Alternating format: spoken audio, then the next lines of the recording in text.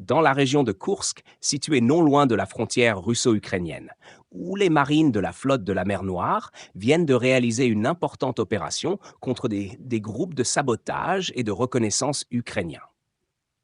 Selon les agences de sécurité russes, un groupe de 19 militaires ukrainiens appartenant à la 22e brigade mécanisée, séparée des forces armées ukrainiennes, a été capturé près du village d'Olgovka. Ces soldats auraient été envoyés en mission de sabotage et de reconnaissance dans cette région frontalière. Cette opération intervient alors que les forces ukrainiennes avaient lancé une offensive le 6 août dernier pour tenter de s'emparer de territoires dans la région de Koursk.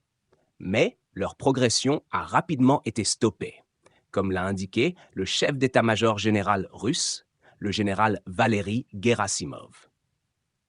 Celui-ci a d'ailleurs souligné que l'opération dans la région de Koursk se poursuivrait jusqu'à la défaite totale de l'ennemi et l'atteinte de la frontière nationale. D'après le ministère russe de la Défense, les combats dans le secteur de Koursk ont coûté jusqu'à 3 460 hommes et 50 chars à l'armée ukrainienne. Le président russe Vladimir Poutine a pour sa part dénoncé une provocation de la part du régime de Kiev, qui aurait tiré de manière indiscriminée, y compris sur des cibles civiles.